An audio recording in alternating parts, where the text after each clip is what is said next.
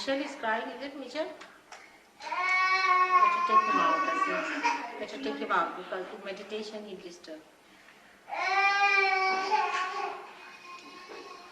Is he not alright?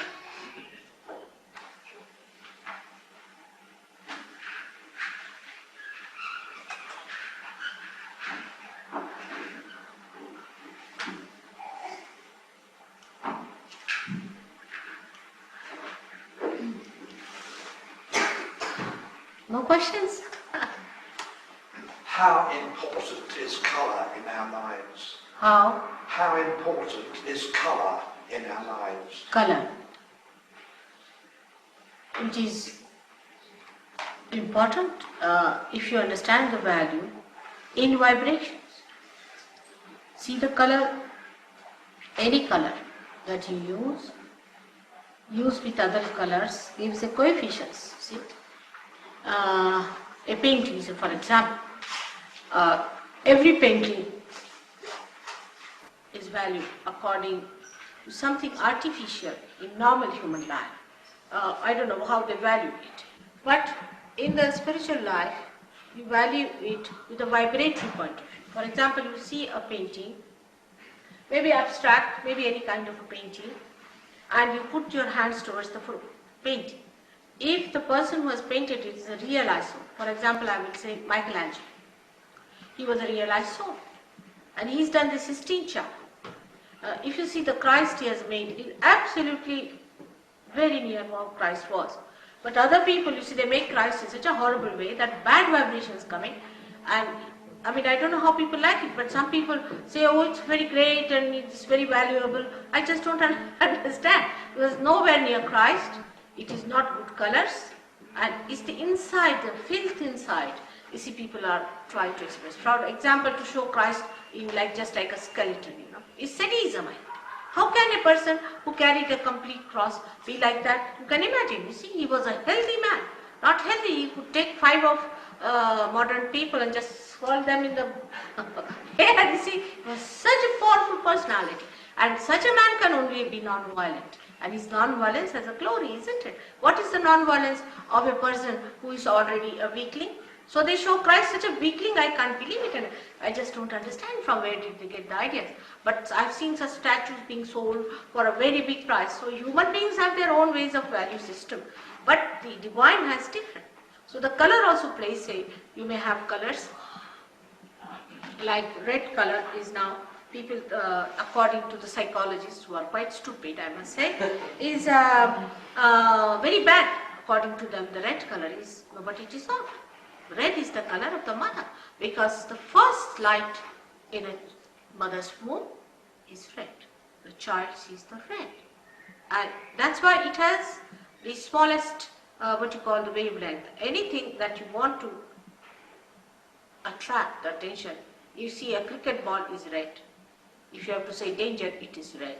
And the red color has its own value. White has its own value. But in human mind, it's very different. You see, they have their own nouns and forms and things like, you see, they have got, now you must eat with, say, fork and knives. Now the fork and knives must be kept like this. If you don't keep like that, then you are not elite. See, like that. So in the same way, even in art, they have done this kind of a mischief. That this color is nice, that color is nice, you must have everything pastel. Now they're changing, because first they used to say, all right, we can have blue. This must be an old one, so they say, all right, let's have blue or some sort of, especially the grey color. You see grey. Now the whole sky is grey, everything is grey. Why do you want to have grey on your body? Also is growing grey suits, isn't it? We used to have, but now they have realized there's no warmth in grey, in blue, so we must have something warm. So they want to put red. They have realized it gradually. You see, it's all right grey for Indians who are so full of exuberance, to give them a little balance. Let them wear something. It's all right. But for people who are in England, I think grey is too much. I mean, it's a headache to see any more greys. And when you see the yards and yards of greys walking in these parties, I see, I'm really shocked. And especially you have those dresses from borrowed dresses that you wear. You see, some look so odd and so clumsy in those dresses. They're walking about. See, they think they know enough themselves. They look really clownish. See? But these forms and these things, we have created, human beings, that this is the form which is the best. You must wear a tailcoat. Alright, tailcoat looks nice, but not in grey by any chance, I can tell you. If you wear a grey early in the morning, it's not, I think it's rather not being nice to God, because how do you show grey on a nice sunny morning? You should wear something nice red. Okay. Alright? So it is very diverse and beautiful. But one must enter into the realm of the spirit. Then everything forms, just like magnet, when you put the magnet through, all filings go into proper direction. In the same way, the whole thing becomes so systematic and understanding. Immediately you know which place is giving vibrations, which is not giving vibrations.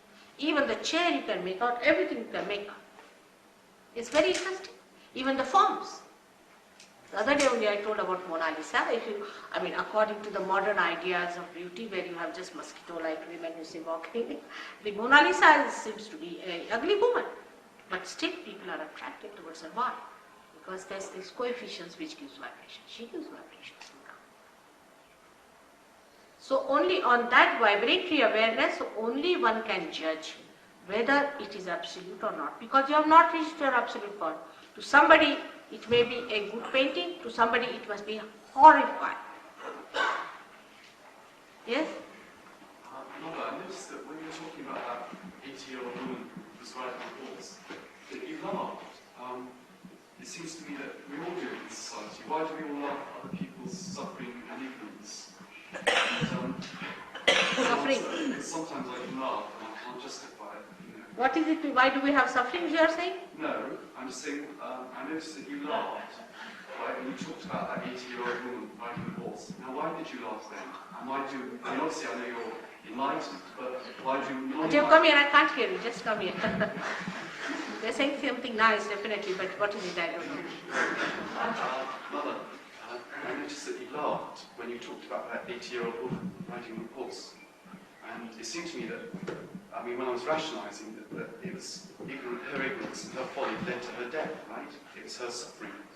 And being a sort of not at all enlightened soul that I am, I was wondering why I laugh at suffering, and also why you did as well. Still I didn't fall. Well, Come here, come here. What's the matter? No, I can't. You talked about a woman riding a horse. About what? That 80-year-old woman riding a horse. Earlier. Oh, I see, Yeah. And you laughed, and I was wondering why, and why we laughed as well, and the importance of laughter. Because it is nonsense for an 80-year-old woman to sit on a horse. See, you're not supposed to sit. You see, ask any wise man, say from India, get a villager, he will just laugh, that he wouldn't understand why an 80-year-old woman, you see, poor that horse, how far can it look after that old woman? Why to trouble the horse like that? See, an old woman should know that she is a liability on a horse. And she should not jump onto a horse, isn't it? It's simple as that. You see, an old woman should behave as she's old. She should accept her old age. It's a very great thing to be old, And it's such a glorious time you have as an old woman. I enjoy my old age the best of all. And I think it's a great thing to be old. But to behave like a child of, say, 15 years and getting on a horse when you are 80 years is wrong. That means there's no sense of proportion. One must mature with time. You see, the maturity must come. Like my grandchildren would like to play with the little cars, all right? Then my husband would like to play with his own car, which is a moving car. Maybe I may be sort of a little bit too oldish and over mature. May not like to play with these things. I may like to play with your kundalini. So, it's stupid for an 80-year-old woman to get on top of a horse. It's absolutely stupid. As it's stupid for a little child to get on top of the horse. See, everything should be done according to the age. It's only why she got into the horse. Why? What is the need? Only because her ego is there. Simple thing as ego. She doesn't want to accept her age. She doesn't want to settle down as a matured old lady. It's nice to be very old. She doesn't understand how nice it is to be old. In this country only, I don't know why people ridicule, but all your leaders are very old. Surprising. I mean, Margaret Thatcher is slightly older than me. All your leaders are old, and why do you ridicule old age? I don't understand. Unless and until you are old, you are not going to be accepted as leaders even in this country. British are that way quite wise. I think only William Pitt was the man who was very young, and it's something so remarkable. I mean, old age is very much respected in a way. And you must respect your old age, not to behave like a little boy of 15 years to get on top of a horse. See? And this horse must be nervous, I'm sure, because horse understands who rides. Alright? What I was trying to tell, that how people become stupid and they don't understand they have been stupid because it's just ego. But why do you laugh at ego? Beg pardon? Excuse me, why do you laugh at ego? Laugh at on stupidity, what do you do? I mean, you can only laugh at people who are stupid. We can only laugh, isn't it? What else can we do? They are stupid, starkly stupid. Because, you see, this woman could have taken to Saj Yoga, she could have got cured, she could have been alright, she could have helped people. Instead of that, she's spending her time in going on a horse. Now, she's done it that long time back. Why is she doing it even now? Why does she think that there are very few years left for her? It is important, these are very important years. Let her do something sensible. There's no sense in this. The only thing you can do is to laugh. There's no sense. What is the sense in going about on a horse like that? It's a possession of the ego, I think. Horse or motor car and all these things are a thing of it. I know of a lady in India, her husband was a governor, and I used to think she was a sensible woman. But as soon as he retired from governorship, she died. She came down from the horse. Isn't it good to laugh? Isn't it good? If one looks after mental patients and all the crazy little things they do, we couldn't look after them if we didn't laugh at times. Yes, we that's. have to laugh. You see, we have to laugh at many things. It's a joke, all the time. The whole thing is a drama in which you see something stupid, then you laugh. You see something funny going on, you laugh. It's better to laugh than to be angry. Better to laugh than to be angry, isn't it? What's the use of getting angry with a woman who's already dead? There's no wisdom. No wisdom in this kind of living, you see. That's what I was trying to say, that a person with his ego loses his wisdom. There is no wisdom. Human life is very precious, not to be wasted. I mean, if this woman had lived, I knew her very well, that's why I'm saying, she would have done something good. Her life would have had some meaning, but she was not born. So your laughter was from pity then? Beg pardon? Your laughter was from pity then? You see, I laughed because what am I to do now? I mean, what to do? I mean, I felt very sorry. The husband is left all alone now in life. He doesn't know what to do. And I don't know what to do. Because the husband is a very nice man. He's a very big man in the country. He's regarded as a lord of something. And he's a minister also. I don't know he's now minister or not. I know them very well. And the poor fellow is now doesn't know how to manage his household, anything. He's left high and dry for nothing at all. And if you ask the gentleman, he said, I don't know why my wife was so crazy after the horses. You cannot explain these things, but then you just laugh. It's better to laugh than to be serious, isn't it? Only if somebody dies in your family, then it's all right. Otherwise, all the time we find what we find people very seriously moving about. And doing what? What have we done? What have we done with all our seriousness? Created these horrible atomic bombs for our destruction? What have we achieved with all this seriousness?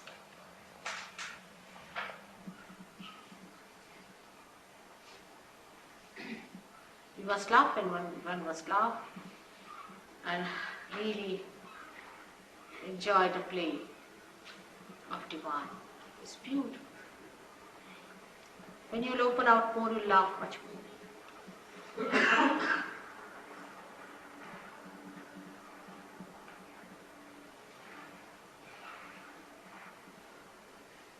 Any other question? The sages of India Yeah. and the yogis have always told us that when we meditate and do pranayama, the spine must be straight. Yeah. Why is that? Will the kundalini not rise if the spine is not absolutely straight? You see, these methods were employed at the time, very long time back. Patanjali yoga was practiced long time back, when we had a very different type of living. Like 4 types of varnashramas we had. The first one was where a person had to be completely celibate and go to the gurus, stay in the forest, have the education with the gurus till the age of 25 years. That was the age when they selected some people for self-realization, but very few. And then they talked to them about 8 things called as Ashtanga Yoga, in which one of them was called as Yama and Niyama, which meant the correction of the body, correction of the morality, correction of the behavior, everything. Yama Niyama. Niyama means the laws. Now, in that, because the children, when they are small, if they bend their spine too much, they will develop in any case problems, in any case. So they said you must keep your spine straight. But this prana that they told was done after the establishment of spirit. You'll be amazed. Ishvara Pranidhan it was called as. It was called is the establishment of the spirit. Once the establishment of the spirit is done, then the kundalini starts moving. Then you know what is the center is catching. According to the center, you have to do a particular exercise. But the modern one is very different. I mean, that has nothing to do with it. It's just they have taken out only that part where you have to do exercise. And it's really maddening when I see that. That this exercise is something like taking all the medicine together without understanding when you have to take which exercise for which part and what is the need. Because unless and until the kundalini is moving, how will you know? So the whole thing is upside down. It would be something like without starting the car, you start moving your wheels and everything. So what people are doing today is absolutely opposite what they should have done. See, in the other way, I can say in another word, it can be that it is all artificial. Because the kundalini has not moved. First the kundalini has to move. First the Ishvara Pranidhana has to move. And this is the problem today, at least with the people who have done Hatha Yoga. Because I find their heart is a problem. Though they are seekers, they are doing it for seeking, no doubt. But the problem is, it is very, very partial thing you are doing.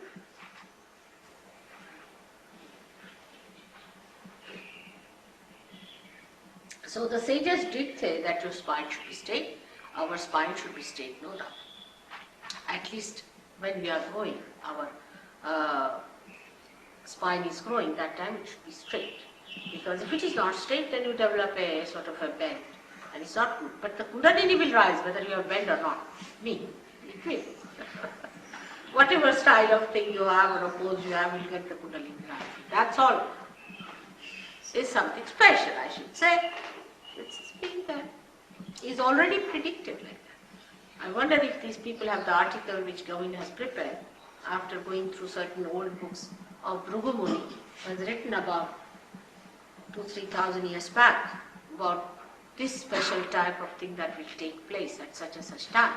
And they have said in 1970 this should happen, and I have started this work in 1970. Something special.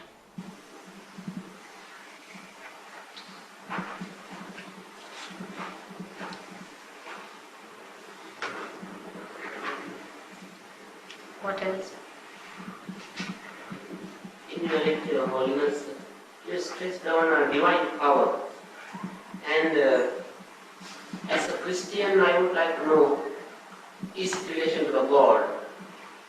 And according to Christian philosophy, where he says, I am a perfect follower of Christ philosophy, and he says the way you should enrich your spirit is by denying the flesh, completely including the sex. So is it the same thing you are teaching? Of course, 100%. I am doing what Christ has already predicted about me. That means you deny all your five senses, including flesh. What? Completely. Deny what? Your five senses, your desires. No, I didn't say that. I didn't mean by denying the flesh. No, I didn't deny. Yes. No, nothing of denial. What Christ has said, you are to be born again. Yes. Now the philosophy is what save us. Because what they have made out of Christ is something I can't understand. Because they are not seeing that they are not becoming the Spirit. Are they? They are not. Are they doing it? The philosophy is a different point altogether. You can make anything out of a philosophy. But what Christ has precisely said is that you have to become the Spirit. He said that your hands will speak. What about that? Your hands will speak after this. You see, what Christ has said is going to happen, not what these people are telling you. What have they achieved? Say, your forefather might be a Christian, or they might be all Christians. What have they achieved? Nothing. Today the churches are selling in this country. Why? Because they have not been able to give the answer. I am here to give the answer. I am here to prove Christ. I am here to prove all that is written in the Bible. When also he said a comforter is going to come and you are going to achieve it, by which you will know my Father forever. What is that? They are not going to recognize me, these philosophical people, they are not. They will deny. He said, you will be calling me Christ, and I won't recognize you. These are the people. These are nothing but money-making propositions.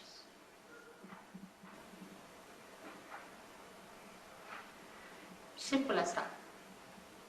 I just want to know what Christ meant by saying, if you want to follow me, you deny yourself and come and follow me. What is it? You deny yourself. No, I never said that. What were you listening?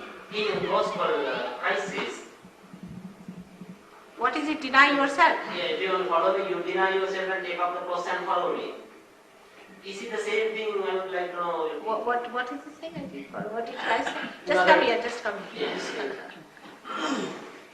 It said Christ said you should deny your flesh. Your what? Christ said you should deny your flesh. Take up the cross and Yes. Take up the deny yourself and take up the cross that's and what follow it me. is. Yes. I would like to know, is it the same thing you are teaching? Of course, all that. My child, it is what he taught and what he promised. Everything. Yes, I'd like to know, how do you just deny yourself? You do not deny. Actually, what happens? You become the Spirit. See, when you become the Spirit, you start seeing your body, your flesh outside. Yes, I understand. Alright? Yes. Let's say you are in the water. Then you are afraid of the water. You are in the water. But if you are taken in the boat, can you not see the water? No. But you are away from it. That's how. It happens. It's a happening. It's a happening again. Alright? What Christ taught, that's what I'm exactly doing. But not these churches. Take it wrong. I'm sorry to say this. In other words, self-denial.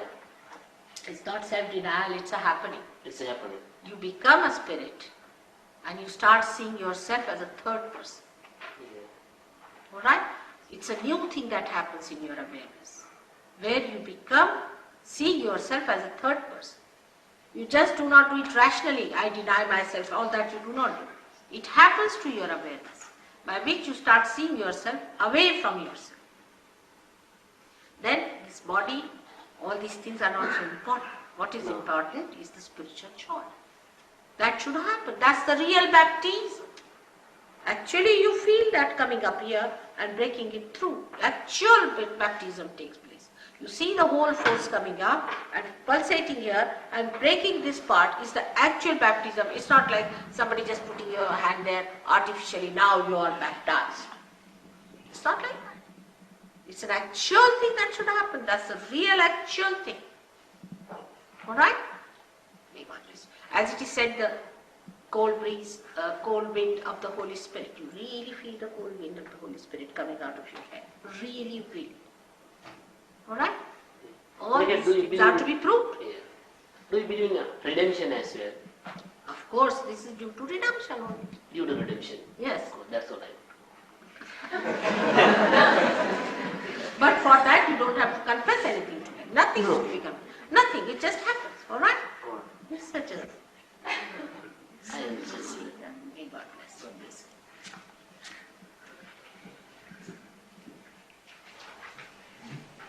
I tell you, if you really read Bible in an honest way, you will understand Sir Yoga very well. You must reread it after realization. You'll be amazed how many truths have been covered by these so-called philosophies.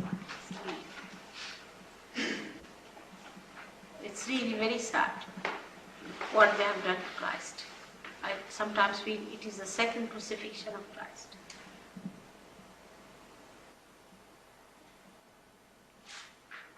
Funny things like Pope coming here, we Protestants are saying we are fundamentally different people. I mean, how can they be Christians? I mean, Christ is their fundamental or not? How can Christ be two different things? To my mind, I just don't understand these people quarreling like this. Why it is happening? Because they don't believe in their own self, nor in Christ, in reality. They believe in creating dogmas, differences, hatred, all this. How can you do it in the name of God? How can you? It's done in every religion, no doubt. It's not only the Christians who are experts, everyone has done it. Jews are another sect. We have Jews here, we have Christians here, we have Hindus and Muslims. See, when they, after realization, they see what harm has been done in the name of God. These fundamentalists, these fanatics, all of them thinking they are the chosen ones. It's very nice self-certification that you are the chosen ones.